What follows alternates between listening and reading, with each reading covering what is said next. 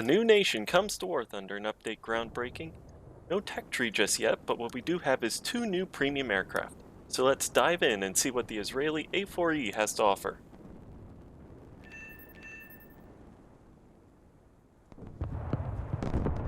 Throughout the 1950s and early 1960s, France had been the main supplier of military aircraft to Israel. By 1963, Israel fielded 36 Mirage 3s, 31 Super Mystères, 22 Valtor 2s, 39 Mystère 4s, 26 Oregons, and 14 Gloster Meteors in a reserve fighter unit. Apart from the Valtors, all ground attack planes were older fighters that had been converted to the task. It was plainly obvious that by the mid-1960s, many of the IDAF's current ground attack planes would need to be replaced. To that end, requirements for a new twin-engine heavy attacker and a single-engine light attacker were put forward. The heavy attack aircraft would need to perform an attack on a target 800 kilometers away with a payload of 3,000 kilograms after an extended low-level flight, while the light attack aircraft would need to perform a similar flight profile against a target 400 kilometers away with a 1,000 kilogram payload. IDAF procurement staff favored the F-4, Buccaneer, Mirage 4, and Super Valtor for the heavy attack aircraft, and for the light attack aircraft they favored the F-5 Freedom Fighter, the A-4, and an improved Super Mystère. Ultimately, they knew it would be French aircraft filling both of these roles, as France was the only one willing to sell to them at that time. However, a re-evaluation of US weapons export policy in response to the rising Soviet influence in the Middle East would lead to the US offering the F-104 Starfighter to the Jordanians. The US asked Israel not to oppose the sale, and not being ones to miss an opportunity, Israel would agree so long as the US would offer them weapons as well. The Israeli government then put together a delegation led by then current IDAF commander Ezer Weizman and sent them to Washington, D.C. in October 1965 to present Plan Samuel. Plan Samuel was a procurement program that called for the immediate purchase of 30 heavy and 120 light attack aircraft. The plan emphasized cheap and simple aircraft that would allow for a substantial number to be bought. It also favored naval fighters for their short takeoff and landing characteristics. With this in mind, the F-4 was the favored heavy attacker, with the A-6 being an acceptable alternative, and the A-4 was favored for the light attacker. The initial American reaction to the proposal was so bad it looked like Israel wouldn't be able to get any aircraft at all, but thanks to a little backdoor diplomacy, the Johnson administration would end up offering 48 A-4s in early 1966. Israel quickly accepted, as this would allow them to create two new squadrons of much-needed modern combat aircraft. Wanting to make sure Israel didn't receive aircraft as capable as their own, the US would remove the Loft bombing computer, AGM-45 Shrike launch capability, and the RWR from the A-4s intended for Israel. They would also ban the export of napalm, Rockeye cluster bombs, and the AGM-12 bullpup. Israel themselves would waive the AIM-9 self-protection option and drop the TACAN for a second radio. Manufacturing lines were quickly adjusted, and delivery of the Israeli A-4s began in September of 1967 and would last until December of 1968. Along with the new aircraft, the US would provide conversion training to the squadron commanders, assistant squadron commanders, and ground crews of the two new squadrons. The engineers would arrive in December of 1966, with the COs arriving in May of 1967, and the assistant COs due to arrive later. However, the COs would barely make it to California to tour the A-4 plant when they were recalled to Israel due to growing tensions in the lead-up to the Six-Day War. They would be flown from California to DC and then DC to New York, where they would then board a Boeing 707 for the flight to Tel Aviv. The COs were the only passengers on board, and thus the plane was extremely light. Thanks to this, the 707 was able to set a new record of 8 hours and 40 minutes for the entire flight.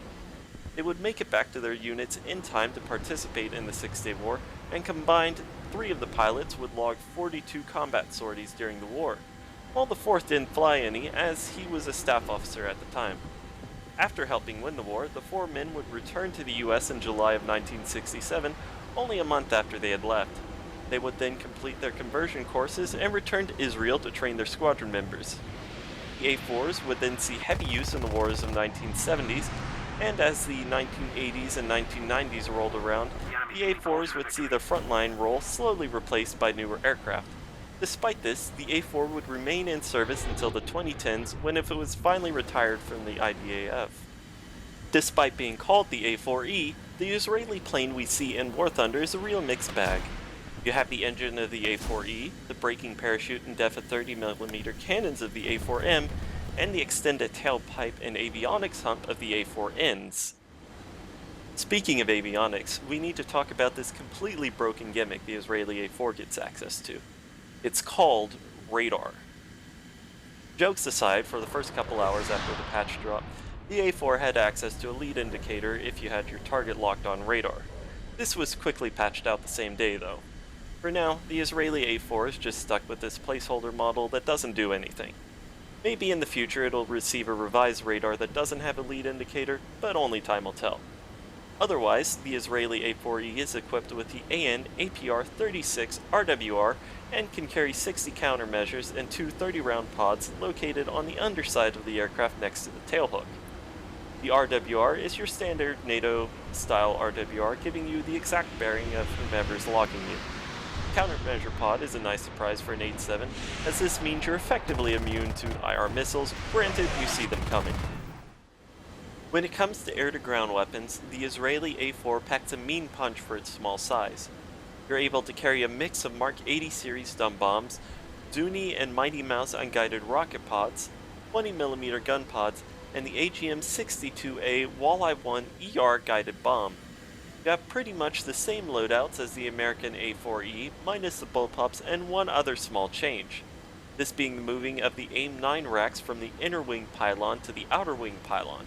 This allows you to carry enough Mark 82 bombs to kill a base while still maintaining your air-to-air missiles for self-defense or killing some AI attackers on your way home. It also allows you to carry the Walleyes and AIM-9s at the same time, where on the American A4 this is impossible as both weapons use the inner wing pylons. For precision strikes you get two options, a ballistics computer for your bombs in the form of CCRP and the AGM-62 Walleye. CCRP will work with any of your dumb bombs. Simply place a sensor point of interest, or SPI, on your target by pointing your crosshair at them and using the Activate Target Point keybind, or if you're going for a base, you can use the Switch Mission Bombing Target to cycle through the bases until you get to the one you want. This places a small red box on the ground. You will then see a green line appear with a circle and a horizontal line on it. Simply fly with your crosshair on the line, and as you get closer, the horizontal line will begin to move downwards towards a circle. When you see the line begin to move down, press and hold whatever button you use to drop your bombs, and once the line meets the circle, the plane will drop the bombs on its own. This pairs well with a bomb series drop, and using this method, you can bomb accurately from high altitude and from a couple miles away from your target. If you need even more standoff range, then the AGM-62 Walleye is your weapon of choice. The Walleye is a 1,000-pound TV-guided glide bomb that gives you pinpoint accuracy from long range against stationary targets, as well as fire and forget capabilities. The guidance also has a tracking capability against moving targets from about 1.5 miles. When it comes to range, you're only really limited by your speed and altitude. For the A4, you can expect 8 miles of range when at an altitude of 10,000 feet and a speed of 350 knots. For air-to-air, you get access to a pair of AIM-9Bs. These are basic 10G short-range IR missiles, but they're enough for self-defense or snagging some AI after dropping your bombs. I wish we would have gotten access to the Shafrir missiles seen on the Israeli Valtour Premium as well, but at least not for now. For its cannon armament, the Israeli A4E gets access to two 30mm DEFA 553 autocannons with a fire rate of 1,300 rounds per minute and 150 rounds of ammo for each gun. This gives you a trigger time of about 6.9 seconds. These guns trade the higher muzzle velocity of the Mark 12 20mm found on the American Skyhawks for a slower muzzle velocity and a harder hitting round. These guns are great for strafing tanks and pillboxes, though I personally prefer the 20mm on the American Skyhawk for engaging planes, as I'm not very good with the DEFAs in air-to-air. Being a premium jet, you won't have to grind any of the modifications as they come unlocked with the plane once you buy it. Along with the modifications, you get an increased SL and RP modifier. The Israeli A4 boasts an RP modifier of 642% and an SL modifier of 690%. In practice, this means for destroying one strategic base, you gain 18,000 Silver Lions and 4,000 RP. In longer matches where you're able to reload once or twice, you can easily net 20 to 40,000 RP and win. Despite its gross weight and engine thrust being 4 times less than the A4E, the A4 is able to carry half the bomb load of the Phantom. This is thanks to its high-lift delta wing, light airframe, and the Pratt & Whitney J52 P6A jet engine. The J52 can produce 3,470 kilograms of force. Without any ordnance, the Skyhawk has good roll rate, decent acceleration, and respectable maneuverability. Though, like other Delta Wing aircraft, it bleeds speed quickly in a turn and will take some time to gain it back once it's lost. When you load up with ordnance, you're going to lose a lot of that performance, and even after you drop your bombs, the plane will still be prone to ripping its wings off if you sustain a 7 to 8G turn for more than a second. When it comes to flying the Israeli A4 into games, go fighter mode with the AIM-9s in a gun pod or straight AIM-9s. You're going to be outclassed by pretty much every fighter you come up against, but at least you get an air spawn to even things out early game. As this is a premium, you'll most likely be using it to grind SL and RP for the Israeli tech tree once it comes out. And for this reason, I would suggest sticking to the bomb loadouts. My go-to loadouts are the 12 Mark 82s and 2 AIM-9 loadout, or the 6 Mark 82, 2 Walleye, 2 AIM-9 loadout. The 12 Mark 82 loadout is enough to kill a base in one pass, while the Walleye loadouts allow you to mix things up a little bit by dropping some guided bombs on stationary targets before either hitting a base with your Mark 82s or carpet bombing some light armored vehicles. The AIM-9s are there on both loadouts just to allow you to kill some AI targets or players if the opportunity presents itself. Alright, I think it's about time we wrap things up with the pros, cons, and then my final verdict. Starting off with the pros. The Israeli A4 gets access to some really strong air-to-ground loadouts. Whether you want to go after ground units or bases, you have plenty of loadouts to choose from, allowing you to mix things up so your gameplay doesn't become stale. Being a premium, you get access to those nice premium bonuses to help when grinding. The Israeli A4 also has one of the better premium bonuses for Tier 6 premium aircraft. Getting flares at 8.7 is also a nice bonus. This, along with the American A4E, are the only planes below 9.0 to have flares currently. This makes them effectively immune to missiles.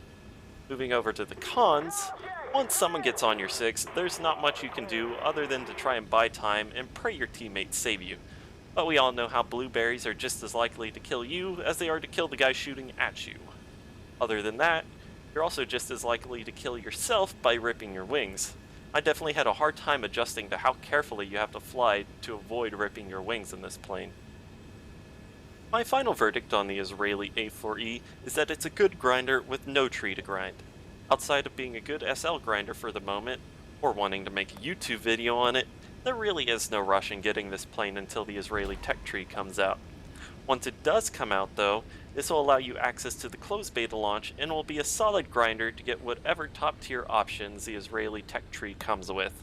It'll also be a good cast plane for your ground lineups once the ground tech tree comes into the game as well. As always, thanks for watching, and I hope you'll have a wonderful day.